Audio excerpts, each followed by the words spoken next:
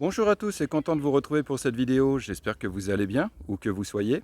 Dans cette vidéo, donc en tout début de séquence, je vous ai inclus donc les mangues. J'ai pensé à vous. Donc voilà, la saison des mangues démarre. Là, elle commence à tomber du manguier, donc voilà, on peut commencer à les déguster. Donc voilà, période très agréable à ce niveau-là. Ensuite, je vais vous inclure donc une présentation de maison, puisque je suis allé voir une maison hier dans la journée. Donc je l'ai filmée parce que j'aimais bien l'intérieur, la manière dont elle était conçue. Donc voilà, je dis tiens, je ferai partager ça aux abonnés. Ça permet de leur donner un ordre d'idée de temps en temps, occasionnellement, de l'intérieur des maisons. Je ne le ferai pas de manière automatique, mais de temps en temps, je le ferai comme ça. Je me dis c'est un petit clin d'œil et ça peut permettre ou donner des idées à certains d'entre vous, sait-on jamais. Et puis ensuite, je suis allé donc voter. Donc je suis allé au bureau de vote donc, pour voter. Je vous rappelle que les législatives, donc l'année dernière, nous avons voté, comme toute la France entière, pour élire un député. Donc nous avions eu donc, au deuxième tour Karim Bencher, et qui se revendique donc de la NUP. Et suite à des recours, un recours, nous avons été donc le vote a été annulé et nous devons donc repasser par un vote pour élire un nouveau député.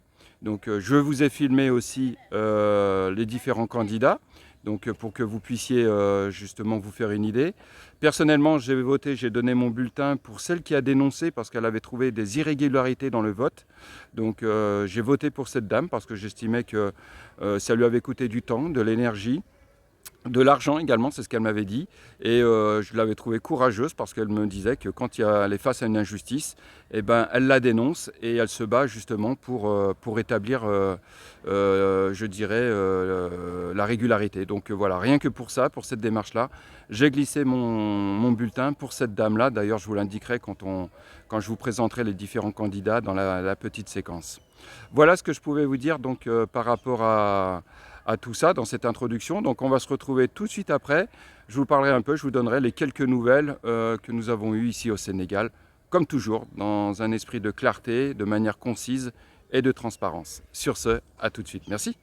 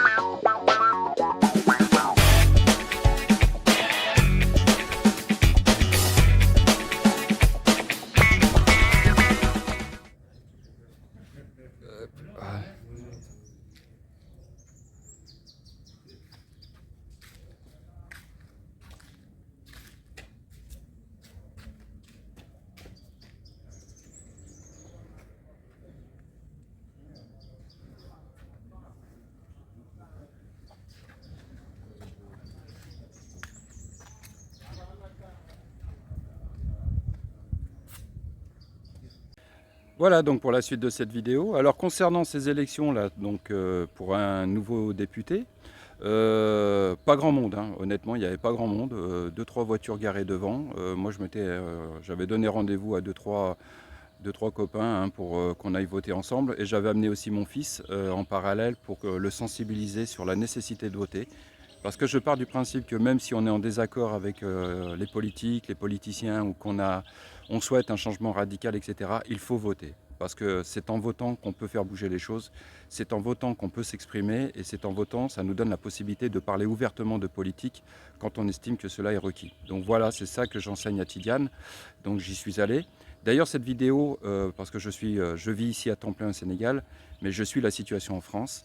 À l'heure d'aujourd'hui, socialement, c'est tendu en France et j'apporte, moi, mon soutien à ces mouvements de contestation, de revendication, parce que j'ai été, je pense, comme des milliers, voire des millions de Français, choqué par la procédure, l'utilisation du 49.3 et puis par cette absence de pédagogie ou alors de rabâchage de choses alors que voilà, c'est pas justifié. Je suis aussi choqué par les violences. Alors que les choses soient claires, je n'incrimine pas que les policiers. La violence, on la retrouve des deux côtés, chez les groupuscules, je dirais extrémistes, qui cassent des vitrines, des commerces, etc. Donc ça, c'est pas acceptable. Mais en même temps aussi, effectivement, il faut le dire, et c'est pas un sujet tabou, il y a de la violence chez les policiers. Et j'ai été choqué par certaines scènes, des gens qui se font tabasser sans rien demander, des gamins qui s'abritaient sur un abri de bus sur le toit de l'abri de bus et qu'un flic vienne pour les gazer gratuitement comme ça, c'est inacceptable. Donc j'inclurai un petit logo, simplement par solidarité, parce que si j'étais là-bas, je pense que j'aurais manifesté. Ça fait longtemps que j'ai quitté la France, hein, ça fait 18 ans. Je n'ai jamais été syndiqué. Honnêtement, quand j'ai travaillé en France, plusieurs années, mais moins d'une décennie, j'ai dû travailler 6-7 ans en France. Hein. Je partais du principe que je n'avais pas besoin d'être syndiqué. Si j'avais un problème avec un patron ou un employeur, j'allais le voir directement dans son bureau et on s'expliquait entre quatre yeux. Mais à l'heure d'aujourd'hui, au vu de la situation, de la conjoncture, je me serais certainement syndiqué parce que j'estime qu'à l'heure d'aujourd'hui, il faut se regrouper et puis il y a des choses qui ne sont plus acceptables. Voilà. Après, il y a des choses, moi, en tant que citoyen, m'interpellent. C'est-à-dire qu'à l'heure d'aujourd'hui, on tape sur Macron, etc. Mais je rappelle qu'il y a moins d'un an, on avait possibilité de l'enlever, de l'écarter du pouvoir, et les gens ont voté pour lui. Moi, personnellement, j'ai glissé un bulletin, une enveloppe vide au deuxième tour. Je n'ai pas fait de barrage à qui que ce soit et j'ai apporté ma voix ni à Le Pen ni à Macron. Donc sa politique à l'heure d'aujourd'hui, je la conteste. Mais c'est comme ça, c'est la démocratie. Les gens ont voté pour lui. Et c'est vrai qu'à l'époque, ça c'est une réalité aussi, il avait dit que s'il était élu, il mettrait la retraite à 65 ans. Donc il y a un moment aussi, les gens, ce que je leur demande aussi, c'est de la cohérence. C'est-à-dire qu'au moment où il faut bouger, où il faut s'impliquer, eh ben, il faut le faire. Il faut bouger, il faut s'impliquer. Mais ne dire je ne vais pas voter ou ça ne sert à rien et puis quelques mois après se retrouver dans la rue pour manifester, je trouve que ce n'est pas cohérent. Donc moi, à titre individuel, à travers cette chaîne, donc à travers, à mon humble échelle, j'apporte moralement toute ma solidarité au mouvement de contestation. Ma sœur qui est à Lyon manifeste, conteste, et je suis de tout cœur avec elle. Et c'est bien, elle s'implique. Et si j'étais là-bas, je ferais exactement de même. Donc ne soyez pas surpris si j'inclus un petit logo. J'en avais parlé il y a quelques temps de ça, quelques années de ça, j'avais parlé de « indignez-vous » parce que j'estimais qu'il y a des moments où on ne peut pas accepter l'inacceptable. Et il y a des moments où quand on estime que ce n'est pas juste, il faut le dire ouvertement et ne pas avoir peur de s'impliquer. Moi, la retraite, ce n'est pas mon combat. Je vous l'ai déjà dit, la retraite, je n'aurai pas de retraite puisque je suis un Français de l'étranger. Je dois donc me débrouiller par moi-même. C'est à moi de faire ma propre retraite. Donc ce combat n'est pas le mien, de la cotisation de 40 années ou de plus ou de la retraite à 64 ans. Il n'empêche que je m'y intéresse. Mais moi, mes combats sont ailleurs. Mes combats sont sur la politique africaine de la France, sur un rapport gagnant-gagnant entre l'Afrique de l'Ouest et la France, sont pour une restructuration complète des services consulaires, parce qu'à l'heure d'aujourd'hui, ça ne marche pas. Voilà, moi, mes combats en tant qu'immigré français, voilà où mes combats se portent. Et c'est là que je m'autorise à parler, de le dire ouvertement et d'assumer pleinement mes propos. Voilà ce que je pouvais vous dire. Donc voilà, ça c'était la parenthèse politique. Alors concernant le Sénégal, la température, il a fait chaud. Je sais qu'il y a eu des pics de chaleur en Europe et nous également ici nous avons eu des pics de chaleur. Je rappelle que nous sommes en période de Ramadan. D'ailleurs, toute ma solidarité et je souhaite un bon Ramadan à tous les musulmans qui me suivent à travers cette chaîne. Et faire le Ramadan avec ces pics de chaleur ici, c'est loin d'être facile et j'ai énormément de respect pour ceux qui font le Ramadan et qui travaillent en extérieur. Je pense aux maçons, ceux qui travaillent sur les chantiers, je pense aussi ceux qui travaillent dans les cuisines, ici aussi. Alors déjà en Europe c'est dur, mais ici vous pouvez imaginer.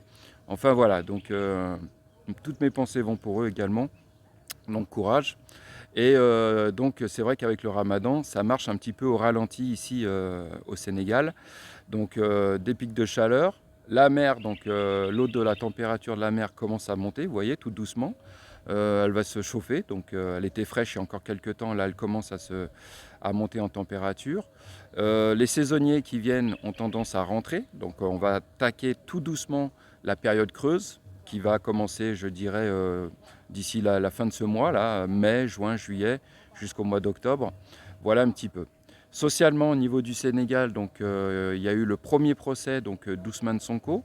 Il était poursuivi pour outrage, hein, je crois, quelque chose comme ça, qui l'opposait au ministre du Tourisme. Je ne sais plus si c'est le ministre du Tourisme actuel ou l'ancien ministre du Tourisme, mais donc il était en procès avec lui pour diffamation, outrage. Et il y avait eu 3 reports donc, du jugement, et donc le fameux dernier report, c'était là, en début de... c'était le 30, hein, si je ne me trompe pas, le 30 mars. Donc, et en fait, Ousmane Sonko a été condamné donc, à 2 mois de prison avec sursis et une amende de 200 millions. Donc voilà le jugement qui a été rendu. Donc il y a eu pas mal de soulagement chez les pro-Sonko parce qu'ils s'attendaient à ce qu'il soit déclaré non apte pour une candidature à la présidentielle en février 2024. Et en fin de compte, ce que disaient les juristes, c'est que pour que vous ne puissiez pas vous présenter à une élection, il faut que vous soyez condamné soit à 3 mois de prison ferme ou alors à 6 mois de prison avec sursis. Donc lui, ce n'est pas son cas puisqu'il est condamné à 2 mois de prison avec sursis.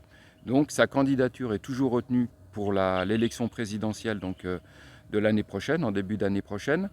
Donc ça, c'était le premier procès. Mais je rappelle qu'il y a un deuxième procès qui doit s'annoncer, je ne sais pas, je n'ai pas encore les dates. Et là, il est accusé de viol. Je rappelle qu'il est toujours présumé innocent, donc il n'a pas été reconnu coupable.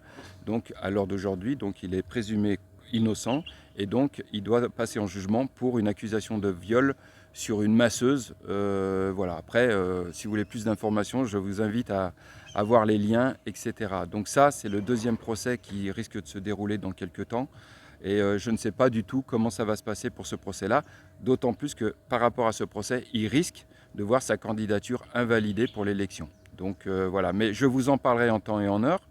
Nous avons eu aussi le président Macky Sall qui a fait une interview avec des journalistes français de l'Express.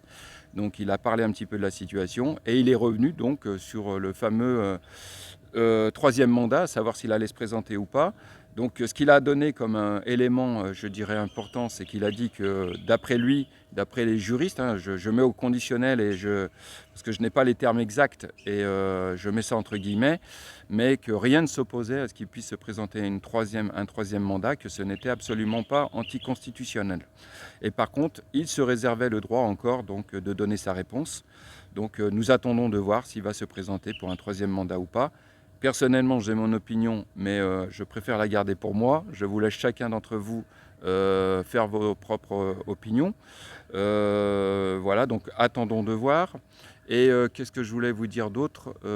Pour l'instant, voilà un petit peu les informations que je pouvais vous donner. Donc voilà, au niveau du Sénégal, hein, voilà, puisque c'était surtout le procès de Ousmane Sonko, son premier procès, qui prenait pas mal de temps au niveau des analyses, etc. Et puis cette remarque, ah oui, et pour finir, nous sommes le 2, donc le 4 avril, c'est le jour de l'indépendance, donc fête nationale ici au Sénégal. Il devrait y avoir un discours donc, du président Macky Sall. Peut-être, je dis bien peut-être, va-t-il revenir sur cette histoire du troisième mandat et nous dire s'il va effectivement se présenter ou pas. Voilà ce que je pouvais vous dire dans cette vidéo. Donc écoutez, en tout cas, je vous souhaite à chacun d'entre vous une bonne continuation. Prenez soin de vous, comme toujours. Prochaine vidéo dans une quinzaine de jours. Et puis en attendant, où que vous soyez, à très bientôt et bonne continuation. Merci.